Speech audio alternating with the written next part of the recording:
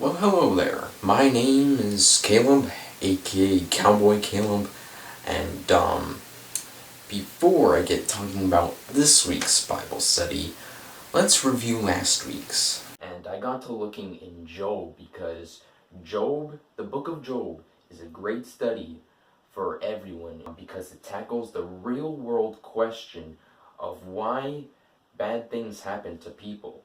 It is teaching them how to process difficult emotions and trust God's bigger plan for them.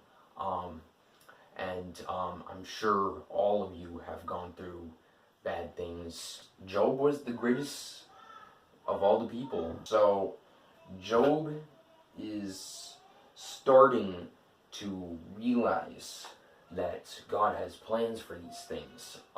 So this is awesome that Job got twice than what he had. And last week, I encourage you to follow along with me. This week we are going to be studying in the book of Esther.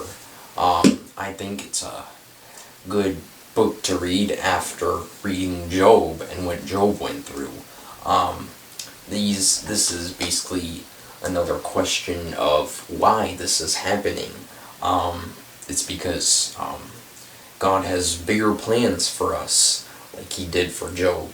And let's dive into what we have to study today. Alright, now, before we get reading with the Bible, I would like to talk about what we start off with in the beginning of the book of Esther. So we start off with King Ahasuerus. He is king of Persia. However, he's not a follower of God. He ends up arguing with his queen Vashti, and Vashti ends up getting banished and replaced with a new queen. And it takes quite a while. It takes about 4 years to find a new queen, and it's King Ahasuerus finds a new queen who is Esther. Esther was raised by her cousin Mordecai and was a Jew. However, Mordecai discovers an evil plot and tells Esther because some people tried to get King Ahasuerus. And another, like what I was talking about, why is this happening? Esther probably questions herself, why is this happening? How did she get queen of Persia? That's a pretty high position. And I'm just going to read chapter 2 in the book of Esther, verses 21 through 23. In those days, as Mordecai was sitting at the king's gate, Bigthan and Teresh, two of the king's eunuchs who guarded the threshold, became angry and sought to lay hands on King Ahasuerus. And this came to the knowledge of Mordecai, and he told it to Queen Esther, and Esther told the king in the name of Mordecai. When the affair was investigated and found to be so, the men were both hanged on the gallows, and it was recorded in the book of the Chronicles in the presence of the king.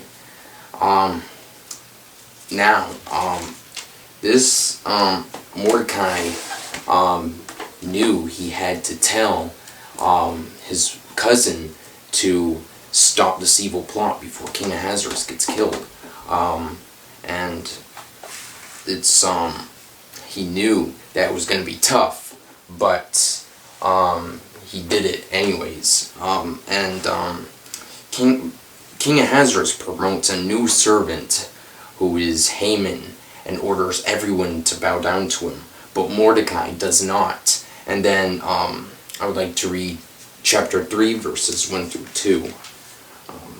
After these things, King Ahasuerus promoted Haman the Agagite, the son of Hammedatha, and advanced him and set his throne above all the officials who were with him. And all the king's servants who were at the king's gate bowed down and paid homage to Haman, for the king had so commanded concerning him. But Mordecai did not bow down or pay homage.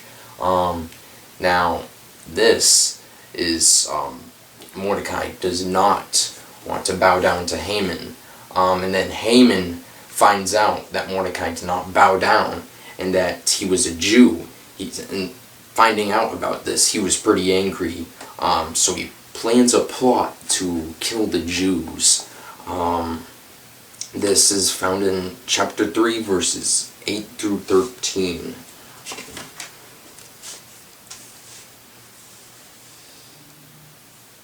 But you may write as you please with regard to the Jews in the name of the king, and seal it with the king's ring, for an edict written in the name of the king, and sealed with the king's ring cannot be revoked.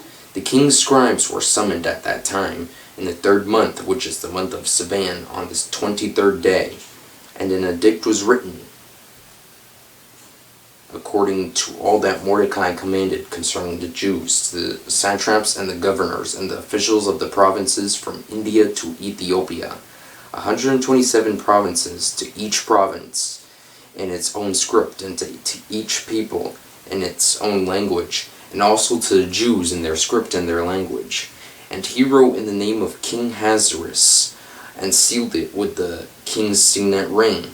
Then he sent the letters by mounted couriers riding on swift horses that were used in the king's service, bred from the royal stud, saying that the king allowed the Jews who were in every city to gather and defend their lives, to destroy, to kill, and to annihilate any armed force of any people or province that might attack them, children and women included, and to plunder their goods, on one day throughout all the provinces of King Ahasuerus, on the 13th day of the 12th month, which is the month of Adar. A copy of what was written was to be issued as a decree in every province, being publicly displayed to all peoples, and the Jews were to be ready on that day to take vengeance on their enemies.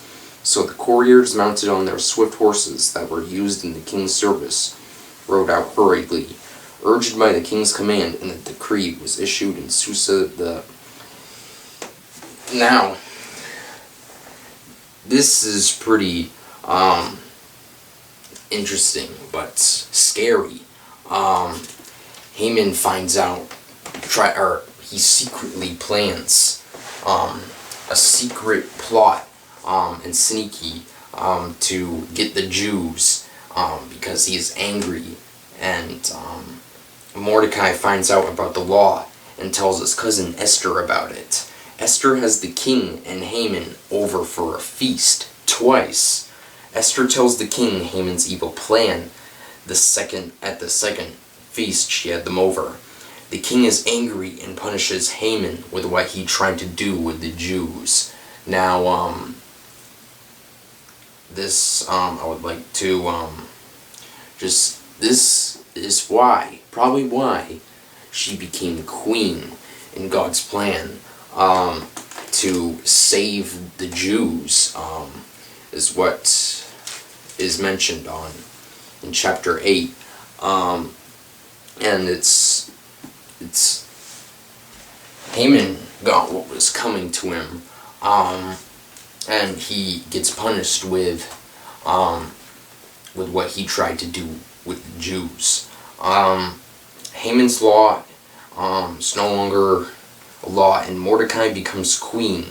King becomes King Ahasuerus' second in rank of his servants. And I would like to read chapter 10, which is the last chapter of this book, because I think it's pretty good. Chapter 10.